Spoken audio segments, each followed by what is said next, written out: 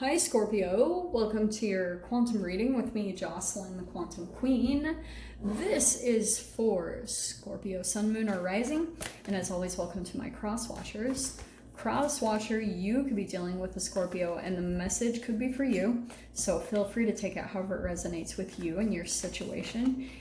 Keep in mind that these are general and timeless readings, and if you guys are wanting to book a one-on-one, my website information is down below. I promise they will open up soon. I'm just moving house again, so this is all going to change. So prepare yourself for that. And as always, just wanted to say thank you for liking, subscribing, and thank you for all of your good karma donations. Wow. Okay, I'm going to go ahead and take those, Scorps. All right. Oh dear. Okay, this is a really intense energy. But you guys can handle it. Your middle name is intense, I swear. Okay, so you have the fault line. Interesting. Because I feel like there's something about what you're going through right now that's like, maybe you're watching something crumble, or like it doesn't have to be super drastic or extreme. It really depends on each of your guys and your situations. Okay, I'll just say that right there. Okay, we have the heart, love that, and then the one. So to me, this does feel like it's tied to another person here, because we have two people in a boat, okay? Like someone that you feel very connected to at the heart. I feel like that could be coming in. You might have connected with someone recently and you just feel like connected at the soul. Like this is some form of a soul family to you, and it feels like it brings you back into the one. Or for some of you guys, you just feel like this is a part of your soul family. This is a part of your soul tribe in some way, shape, or form. Like you know that this is someone very significant that you've met. Like maybe even the way that you see them, or vice versa. Maybe the way they say you is being very aligned with yourself. Like, or you see them being very aligned, however that applies. But we have the fault line over here, which is really fascinating, because I feel like that's either a relationship or a situation, and there's like some form of a relationship that's coming in to really highlight something else in your life that's maybe a bit shaky, or maybe not so stable as you were expecting. Like there could be something where the more that you connect with this person, that you're starting to like maybe really truly connect at the heart. And like I said, it's like highlighting these other areas of your life that you don't truly feel connected at the heart. Okay, that's why the fault line is coming in, because it's maybe highlighting where things are unstable. I mean, not only the relationships, but it also could be reflective of your relationship with yourself. Like that you're trying. Oh, Scorps, are you ready for this? I feel like what's happening is there could be, maybe it's happening right now, or it's about to happen. You guys could be doing some form of like going back to the past in a way to kind of gather fragmented pieces of yourself, or pieces where it's kind of like you're trying to complete something, or there's almost, I keep referring to all the signs, especially right now, I swear it's the Halloween season or something, but how there could be like ghosts with unfinished business inside of you. That's how I view shadow energy.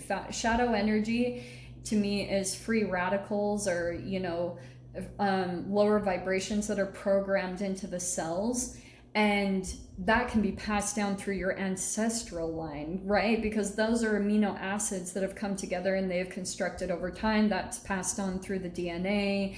I won't even get into all of that because I know it sounds boring, but the gist of things, everything about you was just passed on chemically through your family line, through the diet that they ate, through the thoughts that they thought, everything, whether they were aligned with themselves or not. And that's maybe what's being highlighted for you right now, so that you can go back and pick up those lost pieces, not only of yourself, but maybe even ancestrally. This is why I feel like I love Halloween. I have so much more of a deep connection to it. Not the Americanized version. It's more of like kind of the Spanish, like the Mexican culture, how they have like Dia de los Muertos, how they have this huge connection to their ancestors and really respecting them. And I feel like that's a really big time right now with the veil being so thin, is there's more of this emphasis around your ancestors that are wanting to help you finish out some of the work that they didn't get to complete, right? Ghosts with unfinished business type of a thing. So certain connections are coming in right now to highlight those things to you and get you on track. Wow. Okay. Scorps.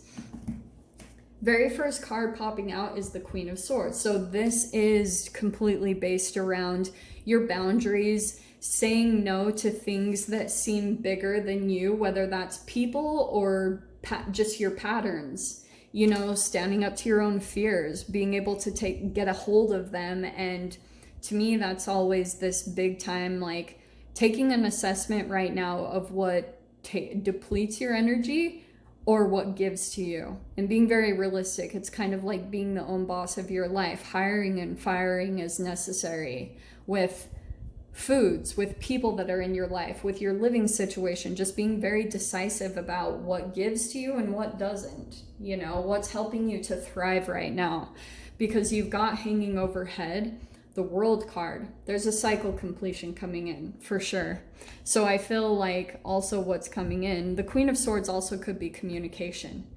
So that's maybe you're even connecting with an air sign and being much more up in the mind. Like to me, I think that I see this more as like Aquarian energy, but maybe that's the King of Swords. I can't remember, but we're moving into the Aquarian age energy. So it's going to be much more based around air energy. And the way I see that too, it's very mercurial. So this is really perfect because Mercury is still in retrograde. So this is tied to like certain things that are said or not said in your relationships. Maybe there's even like a little bit of a need to hold back a little bit what you communicate, because there's something coming in. Let me see what that's about. We have surrounding it the Temperance card, yeah. Like maybe there's certain things that you're learning about, like keeping certain things to yourself, not really talking about certain things, because you're realizing like maybe if you reveal too much that it like throws you out of balance. Maybe it's like a form of giving too much energy or giving too much information. But the way I see Scorpios, the majority of the time, is they don't reveal anything. They are like this mystery, because they are very calculative. So I want to say maybe that's what I'm picking up on, is that you're very like, you're not really giving so much emotionally, and I don't think it's necessarily a bad thing, but for some reason it's coming in. And maybe this is the foundation of it, because we have the Five of Pentacles coming in as the past energy. So there could be something here that's still influencing, like this is either people that you're rejecting, leaving out in the cold, or it could be that there's a fear coming in about a particular connection, and because it's someone that you feel deeply connected to at the heart, maybe in the past you felt rejected by this person, and so there's maybe even a bit of a hesitance to really truly open up and dive too much in, because you're trying to maintain temperance, you're trying to stay balanced emotionally, because maybe this was like a relationship or situation that you felt left out by this person and you thought it was over, or you thought it was done, or I don't know, that type of a thing. But we have the Knight of Cups. Wow. Well, there's gonna be emotions expressed, so there's gonna be some type of heartfelt communication of like that will come in. And it might be the thing that also helps you to open up. Like if you felt like you kind of pulled back a little bit, I think it's because some form of vulnerability kind of got touched here just a little bit. At the same point, let me keep pulling, because this is a fascinating reading. There's your card. Look at, there it is. And we are right in your season. Oh, by the way, happy birthday to all my Scorpios. I'm horrible at remembering that, but happy birthday. Death card coming in. There could be a certain like transformation that you're meant to go through at this point, and there could be a little bit of a pushing against it. And it could be because of environmental factors. Like that could totally be playing into this, because remember the fault line, there could be something about like you feel like things are going to shift and change, so you're kind of holding off from a certain part of your transformation, or you're maybe, yeah, that's more what it feels like more than anything. We have the Knight of Wands. So what that's telling me is, oh, actually, let me keep pulling. We have the Six of Wands. That's awesome. There's a victory coming in. And your final outcome card is the Two of Cups. Coming in, that, what did I say? There's the heart and there's the Two of Cups.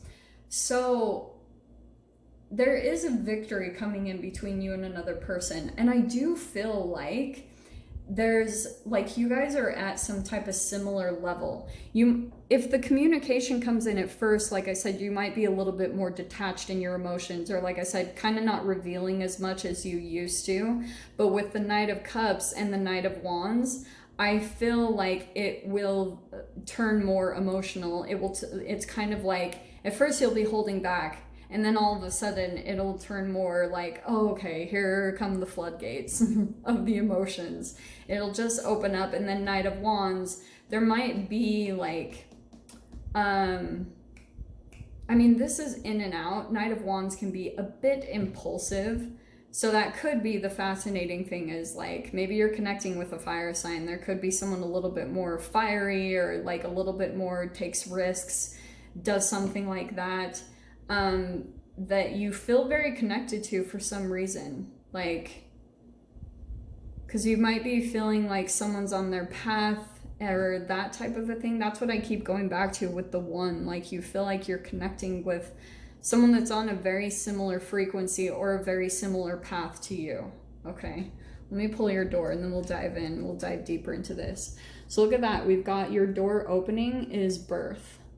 Another gateway appears in view. New life is unfolding with blessings to you. So there could be something about this relationship that is birthing something new, where Six of Wands, like, you might be looking to, like, this person might be coming in and connecting with you, and it's possibly going to help piece some things together that you've felt very lost about for a very long time. So it could be the birth of a brand new path that you weren't really expecting, because the Knight of Wands feels a little bit that you weren't expecting it. It kind of like dropped in, and now you're kind of like reconsidering things or reassessing things with the Death card. Like, you're really thinking about the transformations that you want to take place. And so, yeah, there could be some really significant endings that kind of come out of nowhere. Like, that you were considering going a certain way, and now you're maybe thinking about doing something completely different that you never thought would happen. I don't know. We'll dive into the extended. So if you guys want to join me over there, feel free. Go down below, click on the Vimeo link, and I'll see you over there. But Scorpio, if this is where we leave things, I'm sending you guys so much love, wishing you all the very best, and I'll see you in your next reading. Take care.